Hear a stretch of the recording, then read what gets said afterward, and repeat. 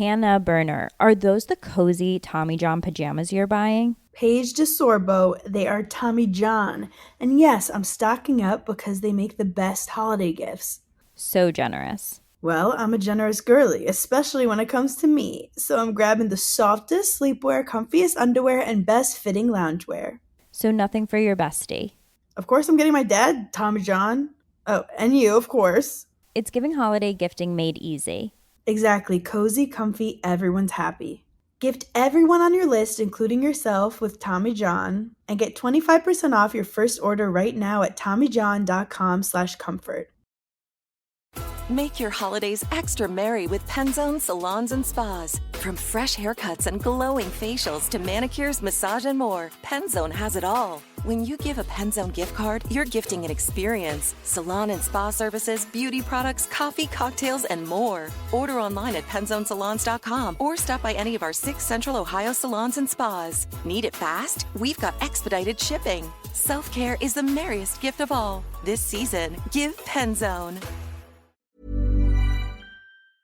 This podcast is brought to you by drunkmummysobermummy.com and made in association with HelloSundayMorning.org, changing the world's relationship with alcohol, one Sunday at a time.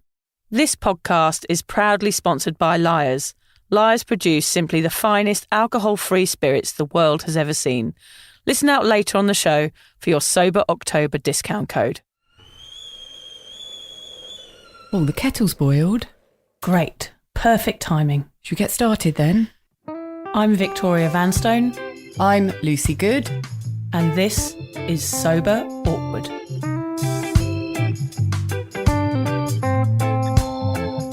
Right, Lucy, over to you. Thanks, Vic. So whatever stage you're at on your sober journey, and Vic and I are at completely different stages, you'll know that life without booze can at times feel, what do you reckon? Awkward. Lucy and I invite you to listen to our podcast where we discuss the realities of sobriety, the good, the bad, the ugly, and the cringingly embarrassing. Our honest and open chats will help you discover what it really means to be sober. Yes, we're here like a dodgy bottle of port from your nan's drink cabinet to take the edge off sobriety. And together we can learn how to feel the awkward and do it anyway.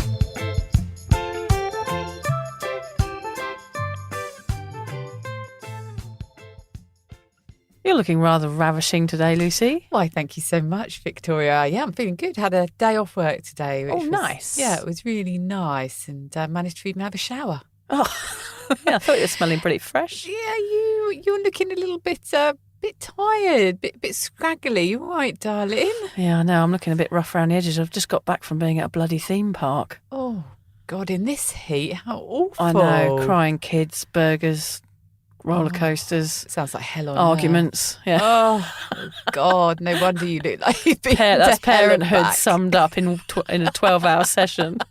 The various stages. Oh, no, you are good. I remember the theme park days. Yeah. Glad they're over. Glad they're over, yeah. You know, when you go on those roller coasters and things, you come off feeling really sick and you think, I that's used exactly to be what I able did. to do this. I'm going to post a photo on my Instagram page later of me on this spinning round thing where I just went round for ages and ages. But it was actually better than being with the children.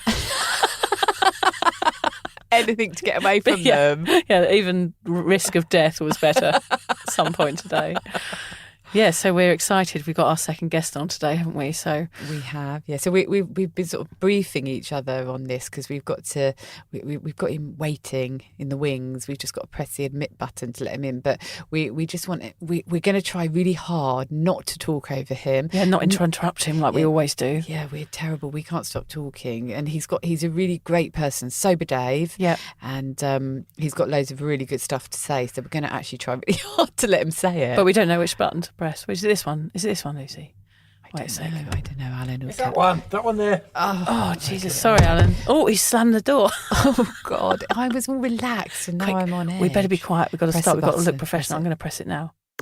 So today we're excited to welcome our second guest onto the Sober Awkward podcast, Sober Dave. Dave is one of the first people I followed when I started on this sobriety path, and he's been a huge inspiration to me.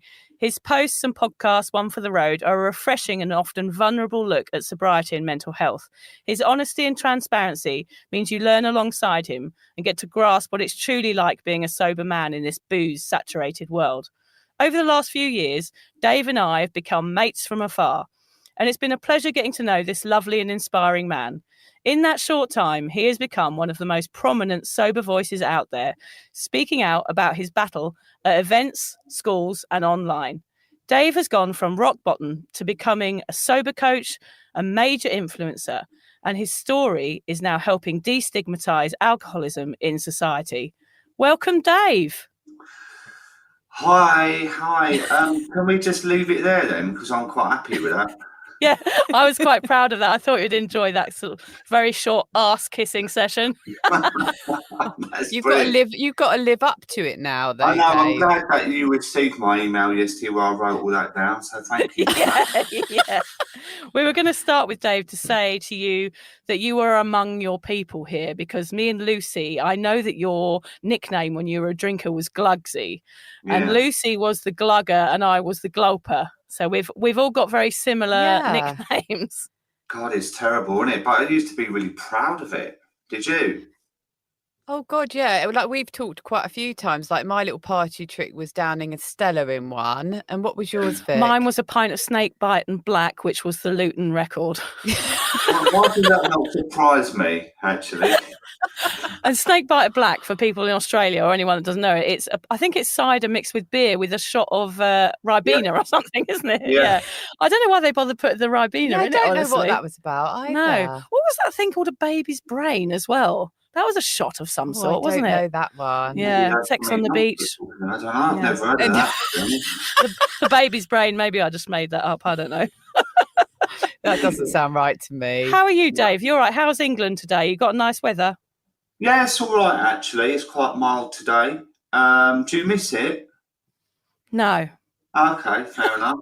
I won't say that for our listeners. I mean, funnily enough, I miss pubs. Like, I just imagine an English pub with low gabled ceilings and a kind of rosy cheeked barman behind the bar. Open fire, you know, your own personal metal keg and all those sort of things. It's the pub culture that I miss, but obviously I wouldn't miss that anymore. But what about you, Lucy? It's quite interesting, actually. When we think about things from the past, when it comes to drinking, we fantasize it, don't we? Absolutely. And what you've done there, you've painted the perfect picture with your cardigan on in your rocking chair in a pub by the fire, rocking and telling your tales of the past, of your drinking expeditions. And in fact, it's quite often the opposite of that, isn't it?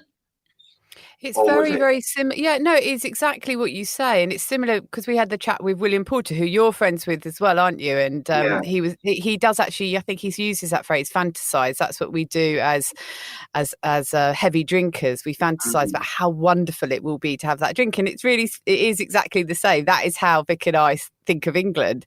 Yeah. And then when we do go back, which we obviously haven't for a while because of COVID, we land at Heathrow Airport and think, oh yeah, it's like this, isn't it? There's always someone fighting over a trolley at Heathrow. I always land and just go, oh God, here we go, fights over trolleys. Then you get on the M25 at the airport. But I know, you get on the M25 and sit in traffic for half an hour, and then get some crap fish and chips. No, we love England, though, Dave. We do love. I like the fish and chips in England. No, I'm joking about that. Was below the belt. Sorry. Below the belt. English fish and chips are good. Yeah, Australian ones are shit. So yeah. We've levelled out the playing field. Upset people. Careful what you say. We've got Australian listeners. Yeah, sorry everybody.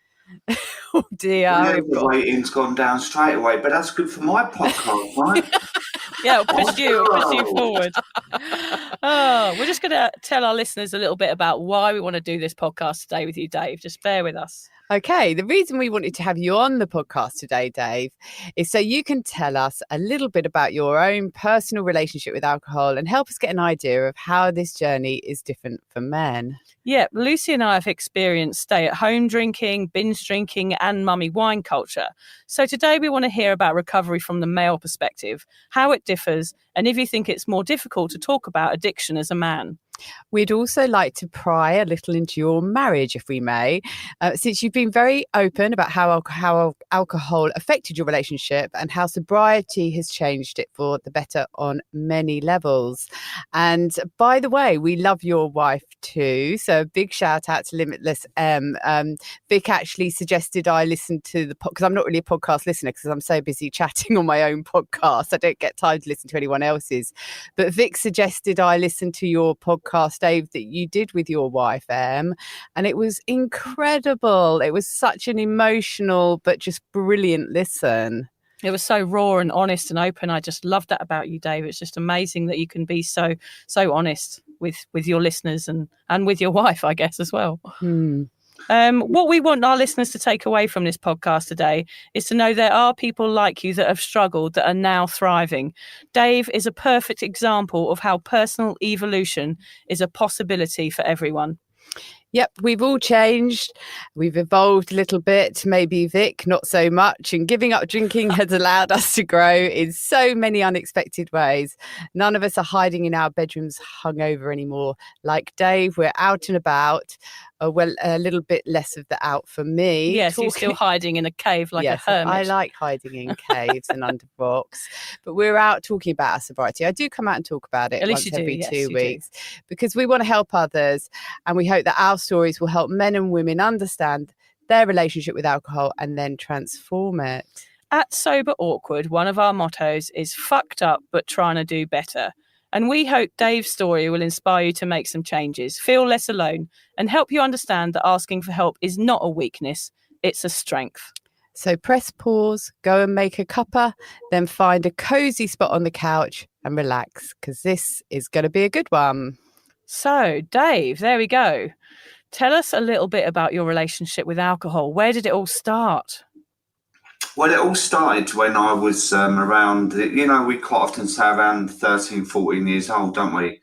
Yeah, it's often that age, yeah. Yeah, and I was actually quite a sort of a good kid growing up in what looked like the perfect family setup, like Sunday dinners, the carpenters playing in the background, Dad in the garage, mending something on his bike, nice. and, the smell of the roast coming from the kitchen and that. And but then it started to go wrong in my early teens, and we moved area, and I had to start secondary school in the second year, which was horrific for me because it was quite a rough school. And I remember standing in the classroom thinking, I'm really outside my comfort zone here. But Mum and Dad were arguing a lot. And then one day I got up and there was a letter on the kitchen table from my mum. And she had written that she had left, and I didn't know quite what to make of it. It was just, Dave, to let you know that I've left your father. We're not happy anymore, and I'll be in touch. And then shortly after that, my dad met someone else, and I felt incredibly rejected. And I started getting into the wrong crowd. I suppose to be accepted in some way, So I started drinking up the shops, asking adults to buy us beer and stuff from the off license. And then I remember I had a tattoo done in a tattoo place in Tooting. And the guy's Barry Lorraine, right? And he had a Stetson hat on. He looked like Clint Eastwood in a film. And you never get a tattoo done there in the morning because his hands were shaking so much because he was an alcoholic. You know at that point things aren't going well, don't you, when you're having a tattoo done? No, I know. And it was ironic because you were going there when he was on his whiskies and lager chasers, or the other way around, and had this tattoo done. And I remember rolling my sleeve up, walking around, puffing my chest out, going, yeah, I'm hard. I'm like 14 and I drink and smoke and I've got a tattoo now. And it was the worst tattoo I've ever seen in my life. What was like it? A skull with a snake going through it. It was classic. It was classic. It's got to be better than mine, Dave. I've got a tattoo on my foot which says, I like jumping. Okay. So, yeah. Well, that made me feel better already. Jesus. Yeah, so, yeah. Carry on. Like Popeye with an anchor on it or something. But yeah, Yeah, no. um, It just says I like jumping. okay then. Yeah. But the thing is, in those days, you know, Vic, because you're older than me, but you could go in the pubs without ID, right? And there was a pub not far from us called the Skinner's Arms, and we started going in there, and we were drinking with the adults, you know, and we felt like all grown up, and you go in there for a couple of quid and get drunk.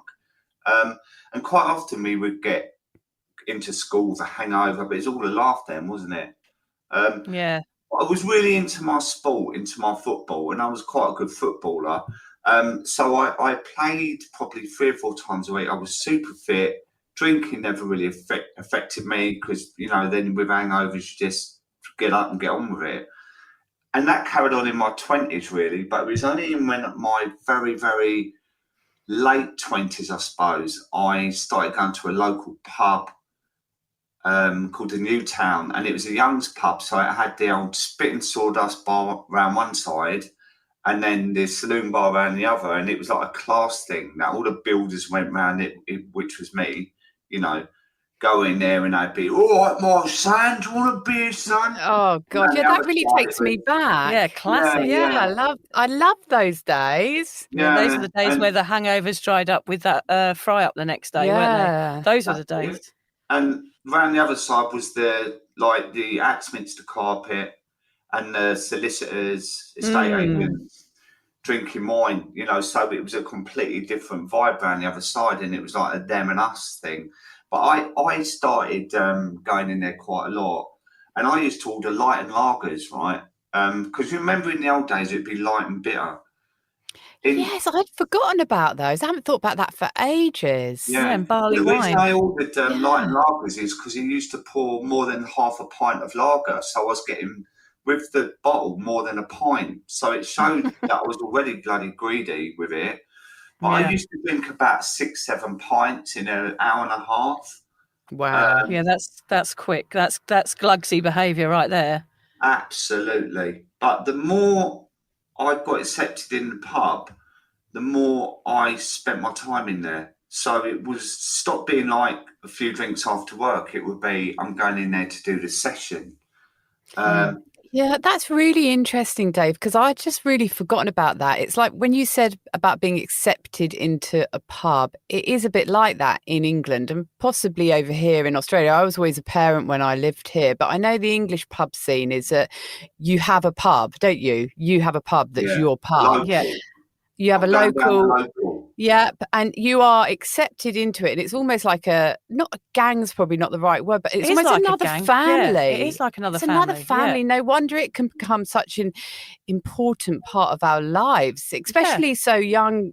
And as you were going through, Dave, this experience that was you were struggling to handle, and you weren't able to find yourself and work out who you were because everything was moving under your feet at such a young age, and then you find this space where you're accepted and welcomed. No wonder you wanted to keep going in there. That just really has brought back so many memories of my drinking days in England and it being like that. I remember I used to start on one side of the pub with the lawyers and the doctors and all that sort of thing, and I'd always end up round the back. Yeah, round the dodgy side. With one of the doctors or the lawyers? Yeah. No. No, she ended up on the dodgy side with one of the dodgy people. Someone like Dave. But no, so what happened next, Dave? Yeah, what happened then? Well, what happened is I'd met someone on a lad's holiday in Cos. Do you remember Cos? Oh, yeah. It was a lad's holiday, and I met a head rep for Grecian Holidays out there, and we sort of fell in love really quickly, and she was still working out there. But when she come back, she moved in with me, and then it wasn't long before we rented this nice house in this posh road, and she fell pregnant. But I was still going to the pub. It was part of my culture, you know, and she didn't drink, ironically. But George was born, and when that happened, I should be more responsible and stay at home a bit more, but I didn't. And I reacted to it in a little way because I was like, I don't know what was going on with me at the time, but I was drinking more. And after a couple of years, it didn't work out. And it was a really, really difficult decision for me to make. And this is raw because I haven't really talked about this actually, but I thought if George calls me dad, I would find it really hard to leave. So I had to make the decision with what do I want in my life. And it was a really difficult decision to make, actually. And we separated. And because now what I did there, though, was I thought, right, if this happens, I've got to completely be that dad that's always there for him, although I don't live with him. And I was, and I always have been up to today, you know. And we had the same rules together as separated parents, but I never let him be spoiled because it wasn't her way in that. And, you know, he's been the best man at my wedding, and his mum I get on really well with still. So it all worked out for the best. But what happened after that was I literally went on a mission. And my 30s was literally mad. Like, Sunday sessions, I would be waiting at the door at midday for the landlord to open the door, and I'd be the first one in. And they were in the days that you'd smoke in pubs, you know. So you'd walk in, and you know you'd smell the horrible stale fag smell from the night before. But I mean, I'm going to paint a picture of this pub, and you're either going to love it or hate it. But We're going to be salivating. I'm I'm salivating about the smell of the smoke. Yeah, and all that beer soaked into the carpet over the years. Used to love that. It's smell. very nostalgic for Lucy and I over in Australia. Well, it's going to go on, and you're going to feel even more like you're going to miss it. But and then in those days, you used to in this pub, they would have the seafood man come round and put seafood on the bar. Yeah, I remember that. Yeah, and then the nuts. Well, we all know the theory on the peanuts on the bar, don't we? Yes, urine in it, isn't it? Lots of Yeah, urine. that's it. Where men don't wash their bloody hands, and then they pick a handful of nuts out of the thing. Not very COVID safe. No, not now. But then it was one of those family pubs. So there was a guy called Keith Gravitt who would come with his wife and kids, and they would sit there, and they did lovely roast dinners in there, and also they did a meat raffle about 3:00 because the dad of the landlord was an old butcher, and this meat raffle, you would see about 5:00 all these drunken people walking down the road with a leg of lamb over their shoulder, and you know, and sometimes I wanted 3 times, and I was like juggling it all the way home. And it was that kind of pub, but the more it went on, the more I was doing the session from midday till 10:30 at night, because I thought, what's the point going home? You know, and there was a whole different crowd in the evening, but by then I was absolutely plastered, you know. It's interesting, Dave, that you talk about that point in your relationship where you became a father, and because me and Lucy talk a lot about the transition between party girl to motherhood, and it's very interesting to hear that it is difficult for men as well, because actually that's an area that's never ever talked about as well, isn't it? We say, look, it's so hard to go from being that person that's out all the time to suddenly being at home stuck with a baby, and suddenly you've got all of these responsibilities. No wonder, like you and I and Lucy, we all kind of rebelled against that because we were so used to going out and just letting go and escaping from this parenthood journey. And no wonder relationships fail at that point, because it is such a huge change. So it's so interesting to hear that you also went through that from the male perspective. I find that fascinating.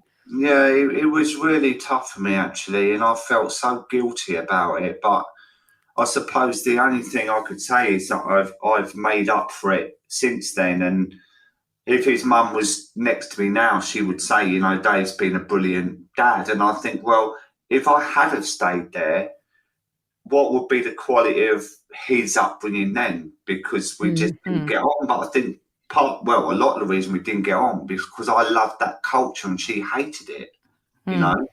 And really, in hindsight, we were chalk and cheese, because she was a holiday rep and she didn't drink, and she was done with that and wanted to come back and settle down. Where I was 30 when George was born. Was she older than you then, Dave? I was wondering about the ages. Yeah, I was 30 and she was 79. So it's, I thought you'd like an older lady, yeah. Good on you. We'll love an older lady. Yeah. So she'd given up 20 years ago, had she? That was it, yeah. Well, so her teeth were falling out and she kept dribbling it out, so it didn't work really.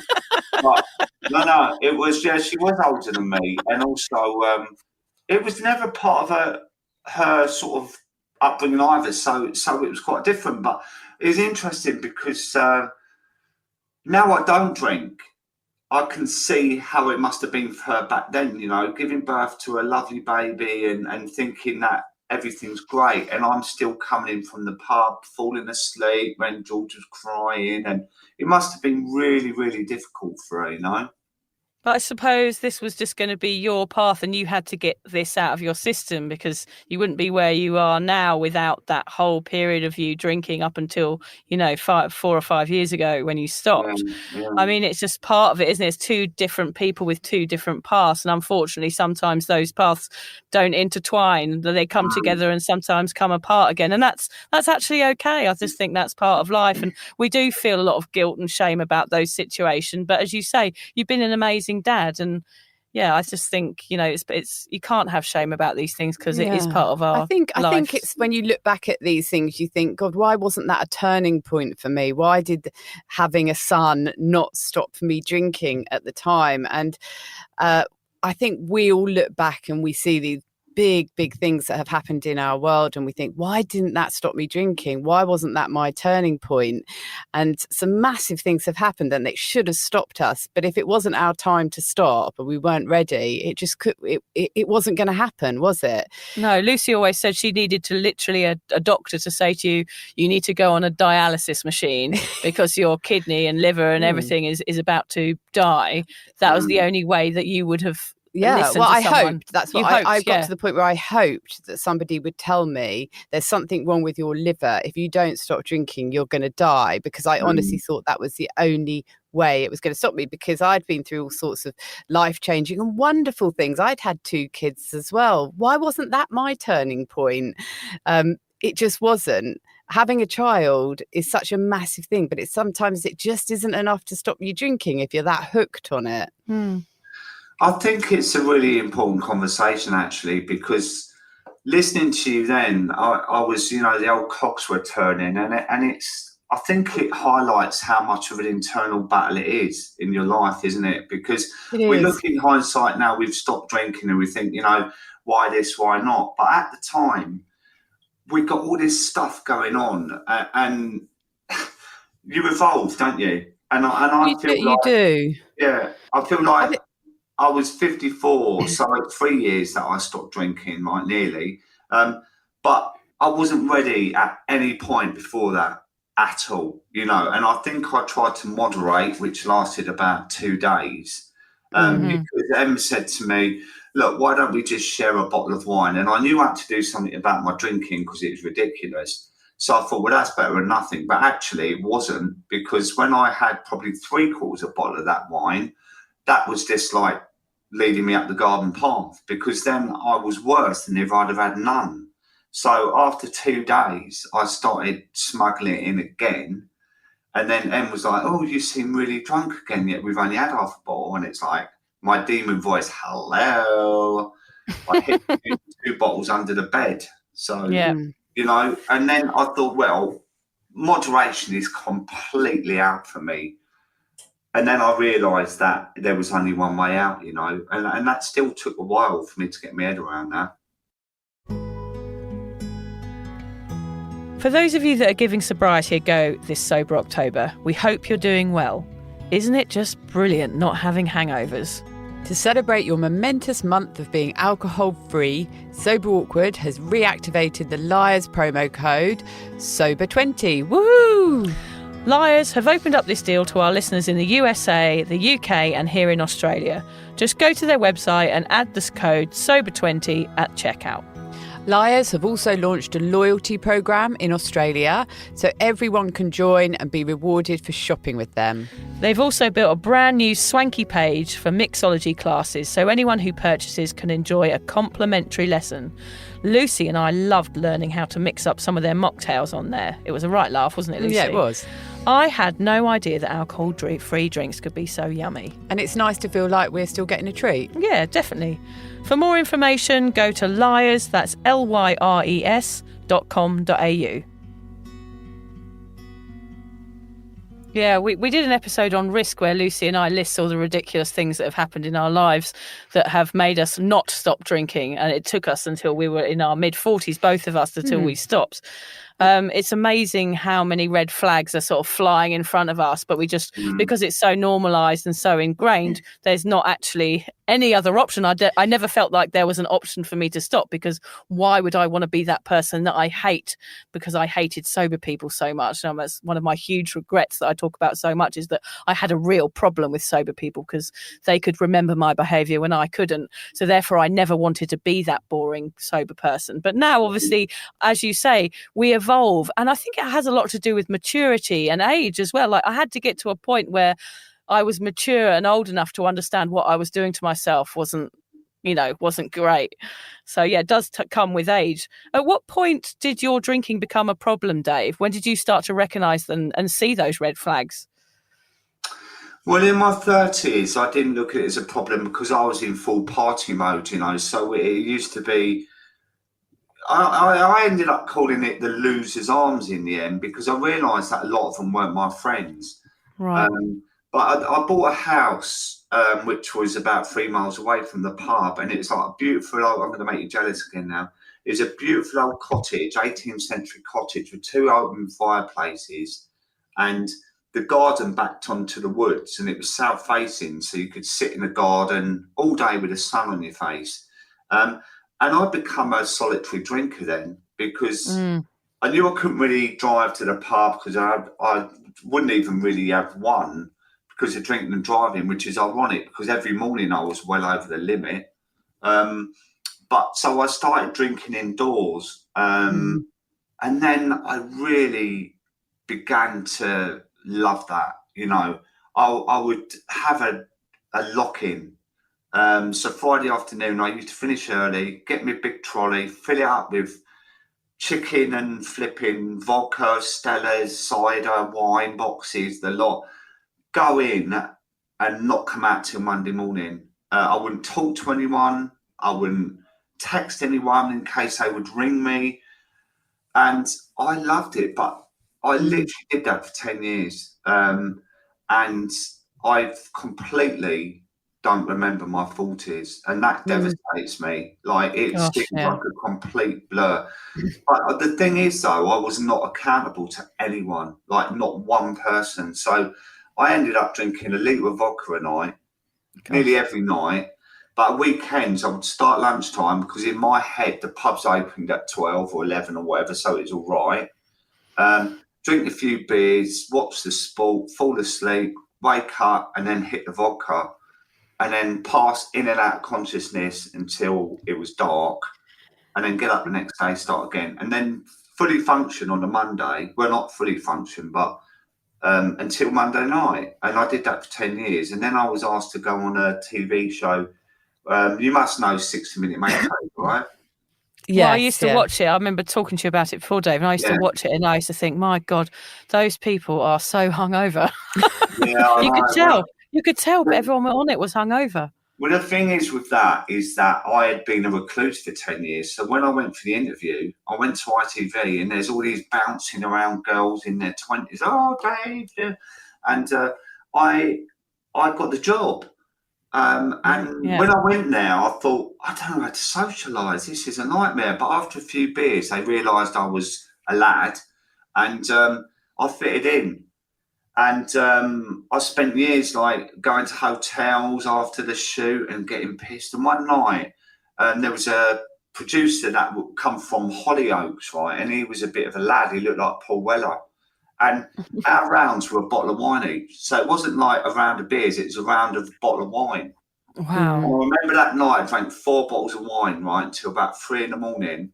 And the next morning we had to get up at 6, and I could hear this like tapping sound, like, and it got louder and louder and louder. And then it was Dave, Dave. And it was one of the guys from the show. And I'd never got up late or anything. And I remember I got in the van, and I was absolutely drunk driving to this makeover. And it was in old people's home, like how next door. awful. And it was in the summer, and it was about, they had the heating on as well. And there must have been 100 people in this room, because it wasn't a house. It was like where they all sat and did their games and whatever. And it was stick down carpet. It was the worst scenario in the whole world I could have had. And all day I was literally hanging out of my own arse. Yeah, that night we're straight on it again, and it goes round and round and round, right? So it was all part of the crack. But then one day we went into Wandsworth and did this makeover, and it was beautiful road and whatever. It was a little close, actually.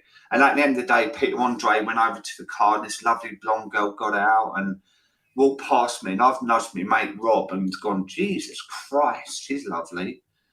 And that was that. But then 3 months later, when the show was aired on ITV, randomly I went on Twitter, and M, the woman that we did the makeover for, had tweeted something about the makeover. So I'm sitting there in my pants, right? And I said, I'm picturing it. yeah, I said, oh, hi, Emma. I'm the carpet guy from the show. I'm with all the crew now, just to let you know that this was the best makeover that we've done this year. Blah, blah. Well, I was on my own, half a bottle of vodka down in my pants, with my hair sticking up in the air, you know, and I painted this picture that I was in this huge conference room with this huge screen, and we got chatting on Twitter and that, and then it wasn't long before we exchanged numbers and we arranged a date, right? And then time went on a little bit, and she said, oh, should we meet Saturday? My main thought wasn't, oh yeah, I can't wait to meet with. Where can we meet so I can have a few drinks? Yeah, definitely. Yeah. Like 10 miles away. And that was kind of wrong anyway. But on the Friday, it was Christmas jumper day. And I just, I know it's random, isn't it? How come you remember that? Well, I'll tell you why I remember it. And you're going to, oh, I see. I said because you were wearing a Christmas jumper. It's probably sick on it. My Christmas pants, right? I sent her a message and I said, send me a picture of your Christmas jumper. And I come out with a class line, so I really do. You do, yeah. That's going to win anyone, though, isn't it? There's all no these wonder. lollies out there going, oh, Dave, you're absolute scabby. Show us your jumper. Yeah. Yeah. Look at him and his father. It gets serious now, right? It gets serious, right? So I didn't hear all day, nothing. And I just let it go. So I went home, and it was Friday, my usual Friday lock-in. And I'm half a bottle of vodka down, a few Stellas and whatever sitting there. And she texts back and said, oh, hi, sorry I haven't been in touch. I've been at the hospital all day. And I said, oh, okay, are you all right? And she said, no, I'm not actually. My cancer's come back. Wow. And I looked at it and I was like, Jesus, because that's the reason why we did the makeover the first time, because I mean, it's a long story. It's a whole other podcast. But she had triplets, right, with IVF, and she got breast cancer 6 months later, and her partner left as well. So it's how she survived those first 5 years, and that they wrote into the show, and they got on the show, and that's how we met, you know. But there's me in my drunken state, texting for 2 or 3 hours thinking, I hope she doesn't call because I'm going to be drunk on the thing. But we arranged to meet the next day in the morning, and she actually come over to the house.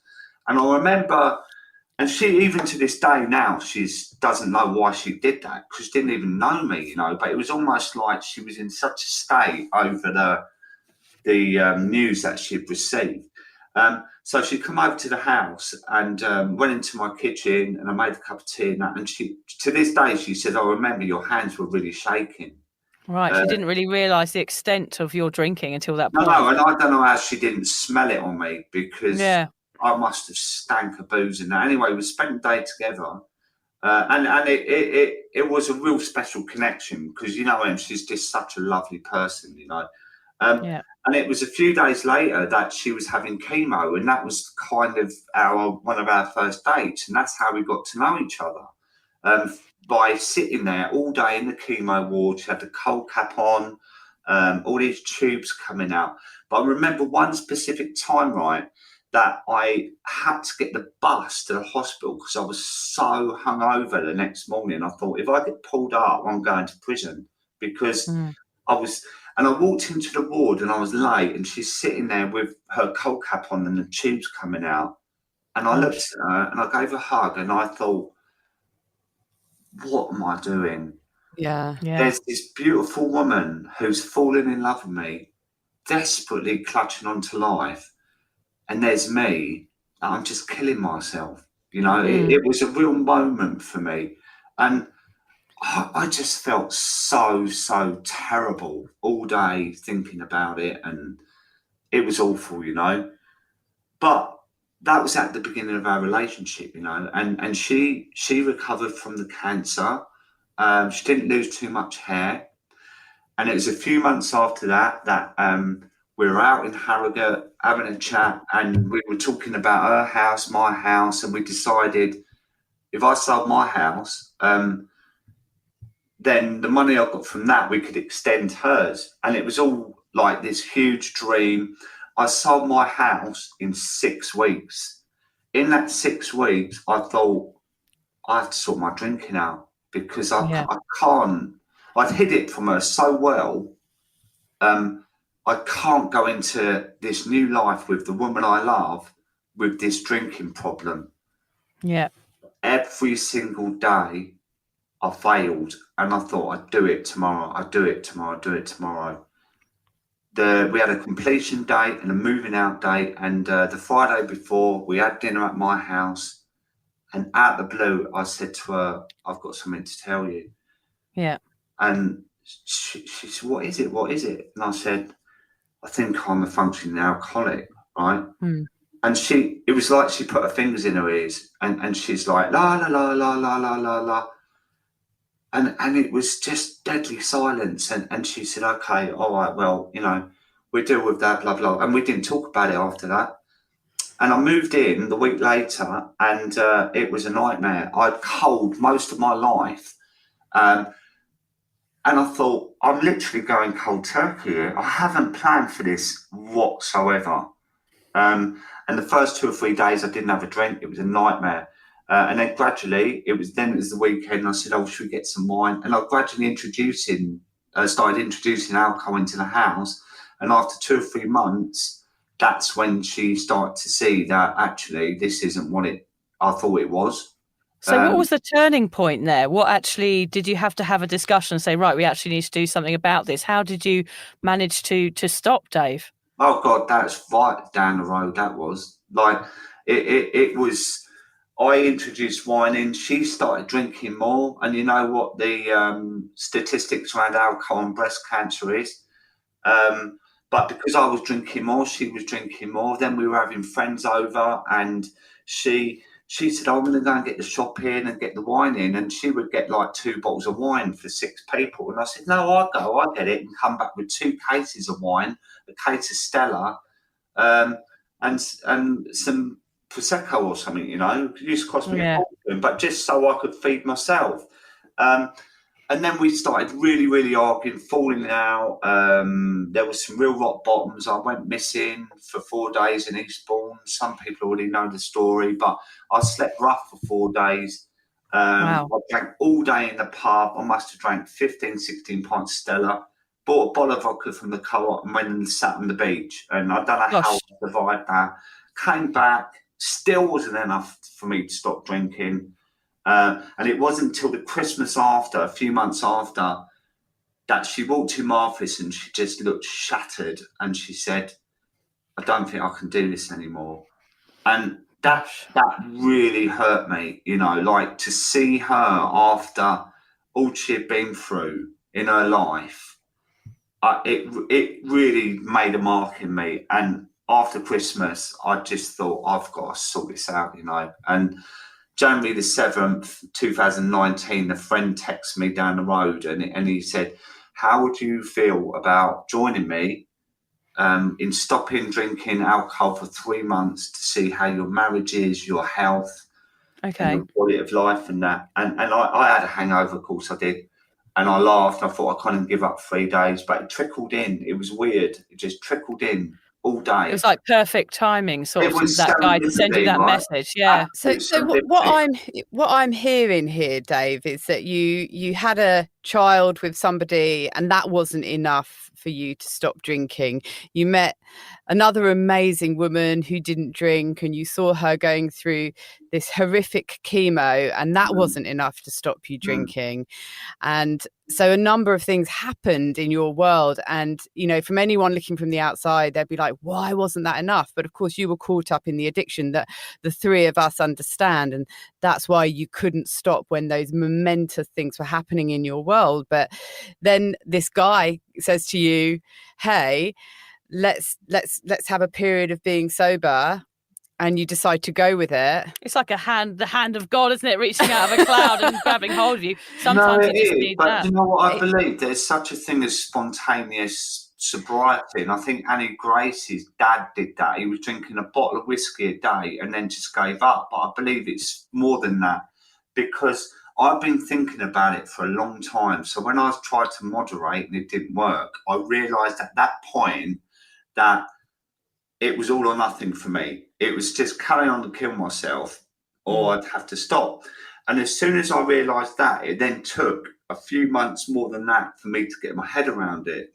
And it was, I suppose, it was the perfect timing for me then Yeah. that I got that message. And I often And wonder your friend sort of stepped in at that point and said, hey, let's do this period sober, and the timing was right for you. And the reason that I just wanted to interrupt, and I'm sorry that I did, is that it's so similar to my meeting of Vic. I was exactly the same. Loads and loads of really big things happened in my world that should have stopped me drinking, and they didn't. But then one day I just met one person, but I was actually so ready to stop drinking that it was that actually really was the turning point for me. So the turning point actual thing was not as big as all that. It wasn't some massive event. It was just meeting somebody. So something quite similar to you. Somebody just said, let's try this sober thing. And that was the turning point. You were so ready. And it was another guy who was obviously struggling with his drinking as well, because... Well, you say that, but he wasn't really a drinker. And I didn't Oh, know he that. wasn't. So I think he had just seen them on the common one day looking really, really like bedraggled from my drinking. Right, And yeah. he knew that I was having a problem with it. And I just think he had the intuition to message me and it was the right timing. But you know what's even more interesting is that a few days later, we had an appointment at the hospital because she had a lump appear in another place and she was re-diagnosed with cancer for the 3rd time. Wow. So there's a lot going on in that period, isn't it? Yeah. And of course, that is a perfect excuse for you to get stuck back into the booze again. Well, or to go either way, either Yeah. to say, right, that is it, I'm done with drinking, I'm going to be there for her, or to carry on drinking and numb it all out because it's too much to handle. So there you have this fork in the path. And it makes it particularly hard and very hard as a man. I mean, this is where obviously we come from a women and mummy point of view with the drinking, but do you think it's harder for men to speak out about addiction and mental health? Do you think that was part of the struggle for you, basically being male? It was never a struggle for me because I've always been an open book. And although, like, when I was young, I was really easily led by the group up the shops where we were buying the beer and the group that put me on the bus with them and had the tattoo and that, I was always quite independent, I think, from my 20s. And I've never really worried about, what men think of me. And when I look at my Instagram, right, 84% of my followers are women. And yeah, I look like George Clooney. Come on, let's face it, right? Yeah. Absolute category. Oh, you do. Especially in those sunnies the other day. I was just Or is saying it to George Vic. Clooney? Yeah.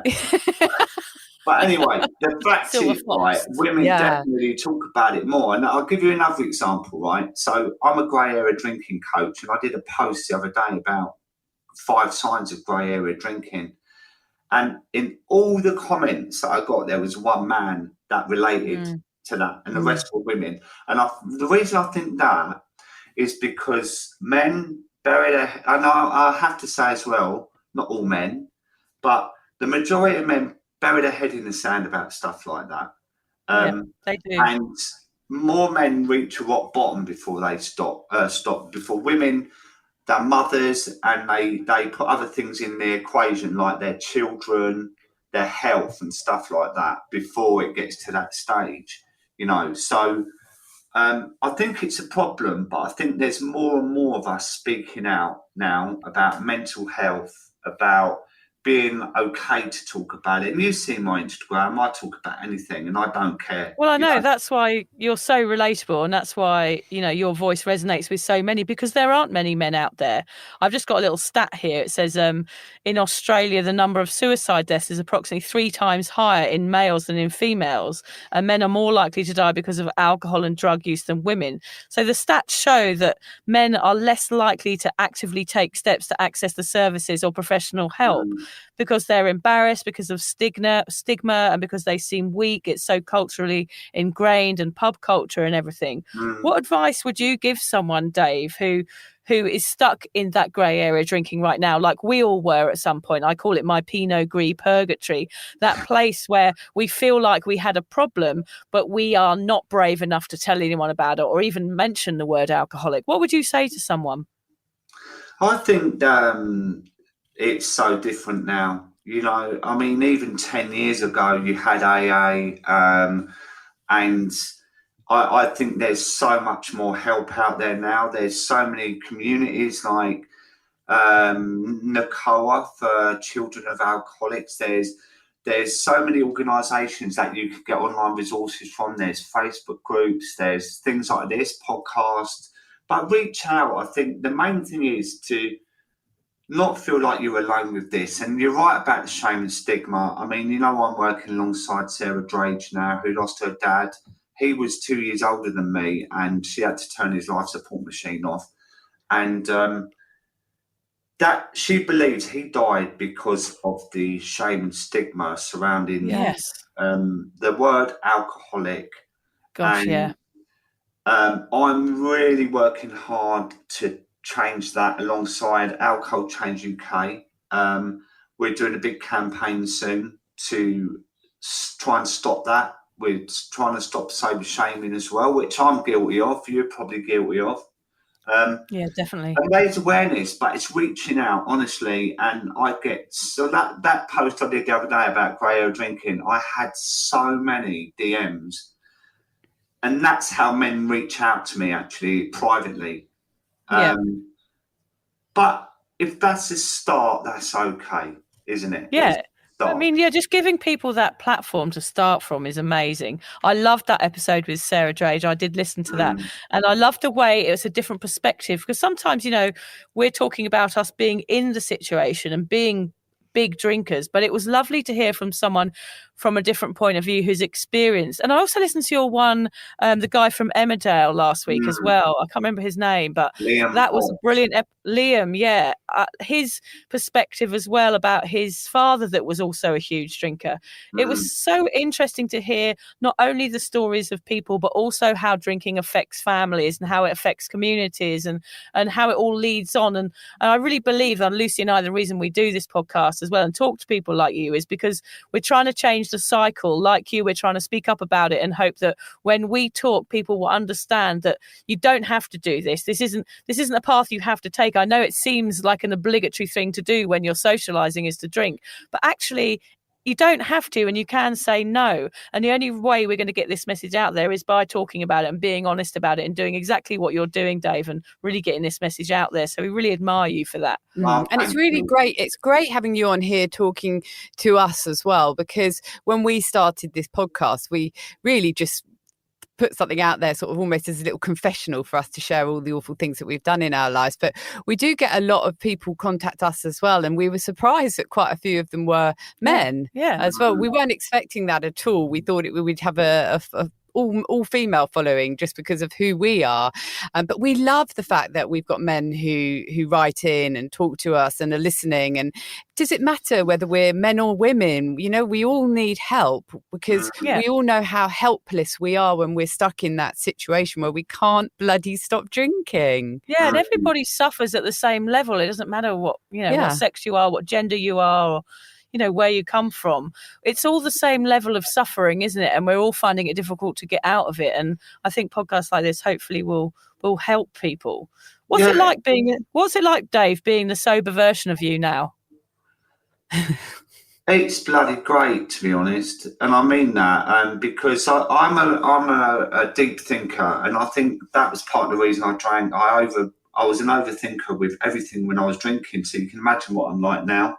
But I philosophise about a lot of things, and you say about getting the message out there. I think you saw that I was asked to do a talk in a college last week, and I invited Sarah to join me. I saw that. Yeah. And so it's in front of 200 students in the morning, 200 in the afternoon, and the message was exactly what you said then, Vic, about being comfortable enough to say no, right? Yes. And to not go along with the crowd, and to, if you don't want to drink, you don't have to drink. And the response was incredible. The head teacher said she'd never seen them stay so quiet throughout a talk. But at the end, the DMs I got from the students after, and some were coming from the perspective of their parents' drink, right? And this girl come up to me, and I'd set her down. She was really, really tearful, and she said, "I don't know what to do. My dad locks himself in his bedroom every single night because my mum was unfaithful to him, and he just drinks wine, and I don't know how to approach him." So I discussed the options of maybe getting him out of the house, taking the dog for a walk, and just coming from a compassionate angle and just saying, "Dad, look, I'm really worried," and from that way, because for a man to think he's probably hurting his daughter is devastating, but when you're locked into that world of numbing your emotions every single night, sometimes you forget about that, don't you? You're wrapped up in your own world. You can be quite selfish, really. But it made me really, really think that us talking about it as much as we can and reaching out, like your podcast has incredible downloads, mine's doing okay, and online conversations, having these safe spaces available for people to reach out to, takes you off that desert island where you feel like you're on your own with this and no one will understand. Right? And that is so important, because once you start the conversation going, that can change not just that person's life, but everyone's lives around them as well. Yeah, and I think it's great to be honest about what sobriety is really like. Like me and Lucy and you, we're not saying it's fucking brilliant all the time. We're saying it can be really hard and it can be really shit, and we do get lonely, and sometimes we feel isolated and stuff, don't we? Especially Lucy's, struggling socially, aren't you, Lucy? Yeah, I do. I never go out, but that's okay. That's why I actually don't really want to go out. So that's just something I'm learning about myself. Yeah. But to say that, sobriety is what I and we were talking about it on the podcast the other day, and it came to me then, it's not about living the same life that you're living now, not drinking, without the booze. It's about living a completely different life, and you can't really imagine what that is until you step into it. But I just wanted to say to you, Dave, as well, I totally get how school kids would listen to what you say, don't you reckon, Vic? He's so relatable, yeah. like this London lad standing up, just talking. Obviously you look like George Clooney, so all the girls were probably swooning. So you had both you had both sexes listening in and probably hanging on your every word. But that's what I mean. We need real normal people like the three of us. We're nothing special. We're just normal people who have struggled with alcohol for a huge part of our life. But against all the odds, we came out of it, and we just want to tell people how we did it. And I can get why a school full of kids would listen to you. Yeah, actually, I think they were scared shitless. Actually, that's the truth. He threatened them beforehand. Were you shouting at them? And a knife in his back just pocket. got my guns out, and He's got his tattoo out, his skull tattoo. Said, that's look at it, this. Terrifying. I think I appreciate your honesty, Dave, because I think that's one thing is like for me and Lucy, like we want to talk in an honest way about this and say, look, sometimes we're shit parents, sometimes we're shit at most things we do, like sometimes we're just rubbish people, but it doesn't mean to say that we are failures, and it doesn't mean to say that our lives aren't enriched by our sobriety, which they definitely are, aren't they, Lucy? Yeah, they really are. And that's with the podcast. It was just about saying, let's just get on there and start talking. We didn't really make any plans. We just started talking, and we thought if we make mistakes, we're not going to edit stuff. We're just going to be two people talking. Two idiots shooting the shit. I said shit now, haven't I? Now there's three of us. But that's the best way, because with my podcast, right, when you came on mine, Vic, I never plan anything. I've had Andy Ramage on yesterday, and I sat in a chair and he came on, and I thought, right, let's just have a chat. It works better that way. It does. It's more organic. I'd just like to say to our listeners as well, because your podcast that I listened to, the one with your wife, that's a really interesting one for people to listen to if they've got a partner who doesn't drink and they're trying not to drink. So anyone who is struggling with that, and it's something we'd like to talk about in more detail, to listen to Sober Dave's podcast with his wife and how they got through that battle where you were a drinker and she wasn't. I thought it was such a brilliant listen, and I did cry. In fact, what Vic does is she senses my mood, and then she'll send me a podcast link. So if she knows I'm a bit emotional, she'll send me a podcast to make me cry, and it worked with this one. I just feel like you need to let your emotions go, Lucy. Just let it all out. When I finished listening, I phoned her straight up in tears, blubbing sort of saying, like an idiot she was. Oh wow. And there was so much about that was just so brilliant, and just both of you being so open, I think is a great thing for people to listen to, and to see that all of our stories are just so similar at the end of the day. They're all the same. One of the emails we get a lot, Dave, on the podcast is from people who are in that situation. It's one of my most common questions, isn't it? It's like, how do I give up drinking when my partner still drinks? And we always say the same thing. This is a solo mission. Like, you have to take hold of your responsibility for your life. Was it like that for you, Dave, with you and Em? Did you have to go, right, this is actually something I've got to do? It's great to have the support of somebody, of course, but actually this is something you have to do on your own. Did you find that?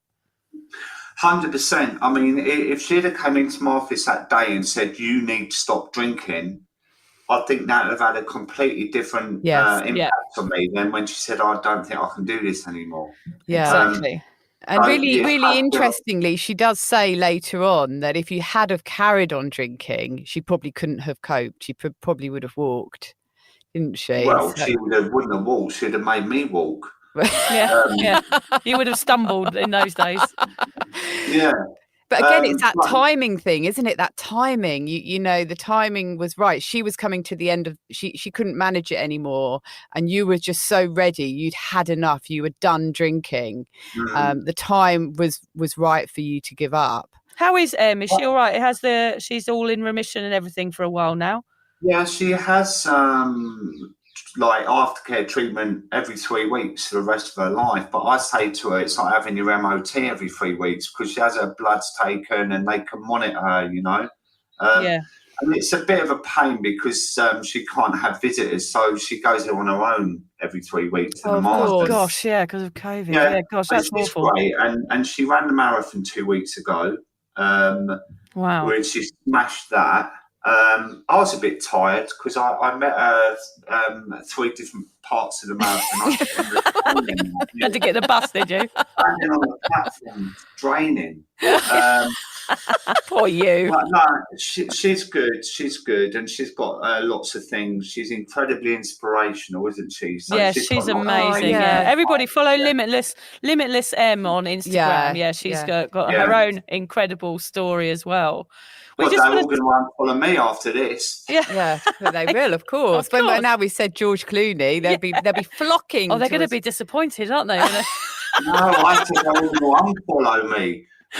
We always say that, Lucy and I. It's funny, you see all these photographs on Instagram of before and after, like when I was drinking and when I'm sober. And for Lucy and I always say, well, actually, I've got uglier. I'm going to be one of those women that just looks more and more like Les Dawson as I get older. I'm sort of reverting into Les Dawson with Les Dennis, both of you. Yeah, I've got that is what we're like. Les Dawson and Les Dennis. That is like spot. I know. So, yeah, I reckon if people see us, if we ever go into TV, Lucy, I mean, I think we've both got a good face for radio, but I don't know. We definitely Is that why I can't see you on this podcast then? That's because we're hidden in the booth. Yeah, we're hidden in the booth because Dave, Alan, the sound guy, can't bear to look at our hideous faces anymore. I just might mention here that at the moment, Alan, the sound guy, is standing outside the booth. I can't believe Becky still came in with her nightie on. I mean, I was doing these up Mother Brown for you. Alan, come in and say hello. This is our grumpy sound guy. He's Alan, got a massive bit of cardboard that he's waving around to cool us down. Alan, what temperature? Hot. What temperature is it out there? Or in here? Do you know the temperature in the booth? Is it? We're in subtropical Queensland in a little booth. It is so hot. He's got a massive bit of cardboard that he's fanning us with. That's how professional we are. It sounds like we're in southeast London or somewhere, but actually we're in tropical Queensland recording this, which is ever so weird. But yeah, I know, it's so weird, isn't it? Well, you know, Dave, Alan, fan. Alan the sound guy's from Brighton as well. So yeah, we're all good. Brits abroad. We just want to say thank you, Dave, for, just being Dave. Your daily updates and insight into sober living really are the flathead screwdriver in a lot of people's sober toolboxes. Yeah, they are. And I'm gonna make a point of listening to more of your podcasts. And I don't listen to anyone, so hopefully you'll be pleased with that, because I just love that one with you. Thank you. We're season 3's out now, and there's some amazing guests on this season as well. You know, I'm trying to vary it around, and I've even got a guy who's in his early 20s that I've come across. And he's in Australia, actually. Oh, great. He lives in Australia. What's his name? I don't know. I'll put you on the spot, yeah. Can't remember. Hey, is anyone else? His name's Charlie, but his account is aimed at younger guys. Okay, that is so needed here. At, like changing your mindset around things. Don't go along with a crowd. Don't bow to peer pressure. Okay. And that's why I've asked him to come on, because I'm trying to get the message out to all age groups, all genders, whatever, you know, and whether they drink or not. Cherry Healy came on last week and she still drinks. So it's not all about you have to be sober. It's this mindful, being mindful about it, I guess. It's mindful drinking. It's, you know, so that's what I want to aim at. And if anyone's interested as well, me and them did a film last Tuesday for Alcohol Change UK about relationships and drinking, and that's going to be released around the Alcohol Awareness Week, which is in the 15th to the 22nd of November, but I think they're releasing the film just before that. We have no idea what it looks like because we were interviewed separately, so God knows what she said about me. But I tell you what, I know what I said about her. Oh, we'll look forward to that. Send us the details of that, Dave. We'll put it on our Instagram page as well. Vic will share it. Yeah. There's lots in the pipeline. I'm sure there are for you. And thank you for flying me out to Oz in the mum's time to join you. It does feel like you're nearby. Yeah, I appreciate the first class ticket you've got me. One way. Your Sorry, next Em. guest will have too high expectations. Yeah, Yeah. exactly. Yeah, We I get haven't to see worked what out. you look like in the flesh. I've left Vic in charge of podcast guests, and we've had 2 English guys on so Yeah. far. So she's obviously got a fetish. My type. She's got a fetish for English. She in fact she married one as well. Yeah. So I yeah. know. You miss the accent, don't you, Vic? Yeah, I do. She does. But it's My been great. Chelsea accent. I love your accent, and it's great to chat with you. It's taken a trip down memory lane, but also wonderful to hear your story, because I know that it will help so many people, and we can't wait to see where your journey takes you next. It's been an honour, Dave, to have you as a guest on our podcast today. Yeah, we've got a quick book. We've got a quick book recommendation, Dave. What's your, just so our listeners know, what is your recommendation for the best sober book at the moment? Well, do you know what?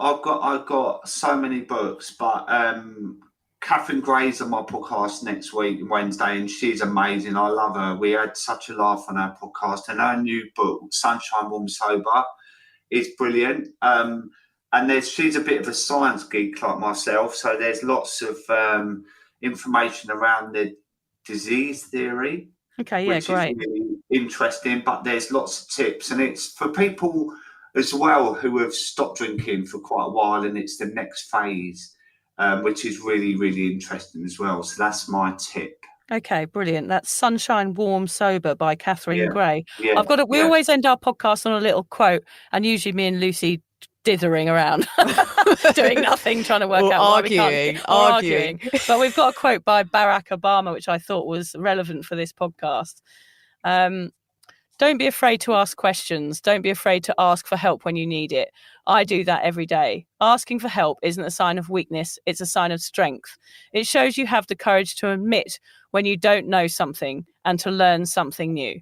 So, yeah, that's a great one from Barack Obama. Yeah, it's a lovely one.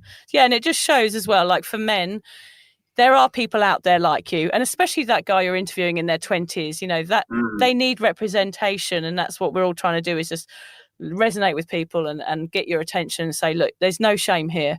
We've all done shitty, crazy things, haven't we? We've all been mental. We've all showed our knickers to policemen. Lucy, have you showed your knickers to a policeman? No, of course I haven't. No, I'm sorry. I was off thinking about the young guy that Dave's going to podcast. Do you think we could get him on our podcast? Because I don't mind having a nice young man on our podcast. Oh, young man! Oh, at your age. I will send you the details, because he needs to be known about his. And thank you, Dave, because that's what we're doing. We're just doing this to share the information. So for me, because I haven't spoken to you or had communication with you before, because I've been off doing my own business, and this is just something I do on the side, just a podcast with Vic. It's been just such a pleasure to chat to you. You're just brilliant. So thank you for everything that you're doing. Thanks, Dave.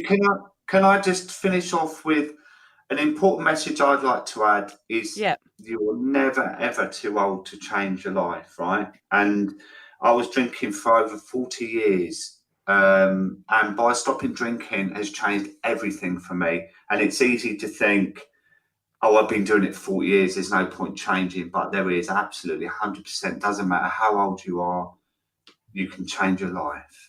That is a brilliant message to end with. We're going to add all Dave's links into the show notes, but you can follow him at Sober Dave on Instagram, and his website is David Wilson. Is that right? No. Go on, tell me. It's www.davidwilsoncoaching.com. You can tell how old you are. You're not meant to say the www thing anymore. Did you not know that? No. You just gave away your age. Oh, I'm going down the allotment now. Come on, this one.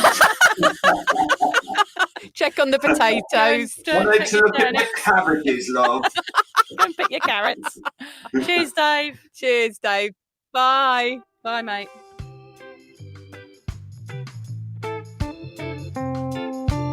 Thank you for listening to the Sober Awkward podcast. If alcohol is affecting your life in a negative way, if you're struggling to moderate or your hangovers are causing anxiety, it might be time to reach out for help. Contact your local doctor, a therapist, or connect with your local AA or sobriety group. Vic's got one. Yes, go onto Facebook and just search Drunk Mummy, Sober Mummy, the group. Lucy and I both agree that even though this journey can be awkward, it's definitely worth it. And if we can do it, you can too. For more support on sobriety, head to Vic's website, drunkmummysobermummy.com. And Lucy runs an online space to support and inspire single mums. Find out more at beanstalkmums.com.au. Finally, if you've enjoyed the Sober Awkward podcast, don't forget to follow, subscribe, review, and share it with your mates.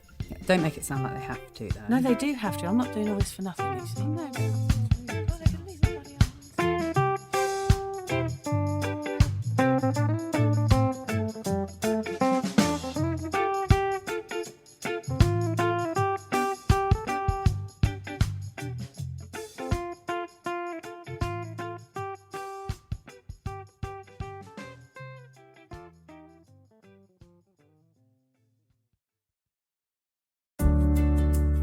Hi there.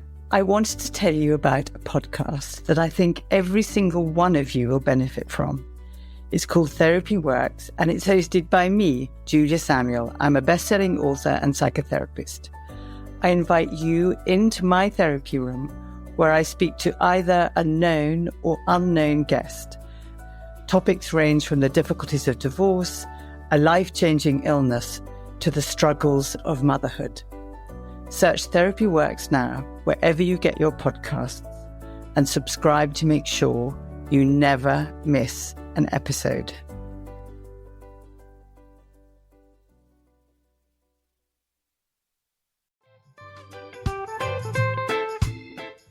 Vic, so do you fancy coming on a sober holiday? Don't worry, we're not talking about some corporate wellness retreat with cucumber water and enforced eye contact. No, this is a sober awkward retreat. 8 days of sun, sweat, laughter, and absolutely no hangovers. Yep, it's all happening in Thailand next October. Picture this: yoga at sunrise, writing workshops, ice baths, Thai boxing, and lots of awkward sober dancing under the stars. It's a proper holiday with proper weirdos, our kind of people. Yeah. You'll meet legends who've also given the booze a boot and want to have fun without feeling like a social reject. Come solo or grab a mate. Bring your awkward, bring your sun cream. No pressure, no judgment, just a big, warm, sober hug in paradise. All the info is at soberawkward.com/retreats. Come and get sweaty with us, emotionally and physically, in our all-inclusive jungle resort.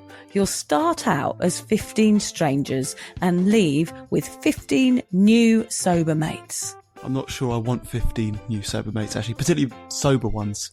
Yeah. Oh, well, you're not invited then.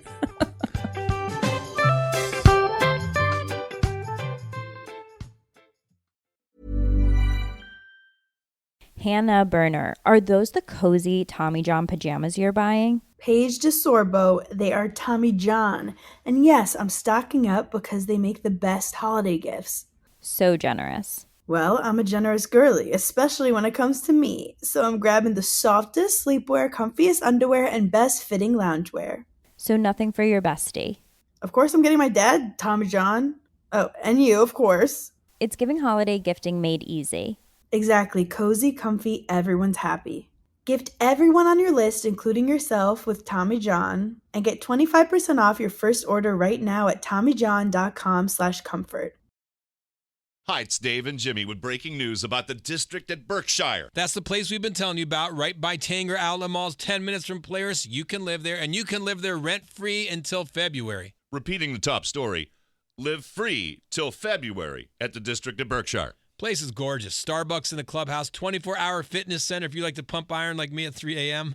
Right by Tanger, right by Polaris, and free until February. The district at Berkshire brought to you by Champion. Go to livewithchampion.com, livewithchampion.com.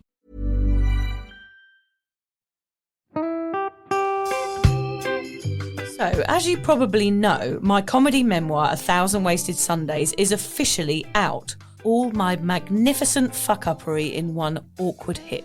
If you'd like to get your hands on a copy, it's now available from all good bookstores. We always say all good bookstores, don't we? Yeah. Are there bad No, bookstores? it's probably ones with moody sellers. Oh yeah, really Yeah. depressed librarian folk. Yes, Okay, yeah. So there are probably some, but we're only storing it in the good ones. It's only made it into the goodies. You can also get it from all good online retailers. The print version and ebook are out now, and the audiobook will be available in March. I've been writing my memoir for 5 years. It will make you laugh, cry and cringe, and hopefully inspire a few people to reconsider their relationship with booze. If you love the podcast, then I think you'll love the book, even if I do say so myself. Hamish has read it. What did you think? I feel like I know a little bit too much about you now, to be honest, Vic. Look, I really loved it. It was hilarious and surprisingly moving, but I feel like I've seen you naked in a literary sense. Yeah. Does that make sense? Yeah, that's worrying. Yeah. From an emotional point of view, seriously, it wobbled my teeny weeny wooden heart, Vic. Okay. My teeny little wooden heart. Well, his wooden heart is broken. Anyway, so if you do manage to get your filthy mitts on a copy, please do me a favour and head to goodreads.com and give me a review. Doing that will help me get it out there to those that need a bit of sober support. So there you have it. My story, unwanted warts and all. Come and get awkward with me. Not to be too demanding or anything, but seriously, go and buy it Yeah, now. go and buy it. Go and buy it right now. Yeah, don't just tell your friends, buy it, and then buy your friends one or two. Yeah, don't give them a copy. Buy it, yeah. And you know what? Don't be careful where you store it. If you lose it, you can always buy another 5. Buy another one. Yeah.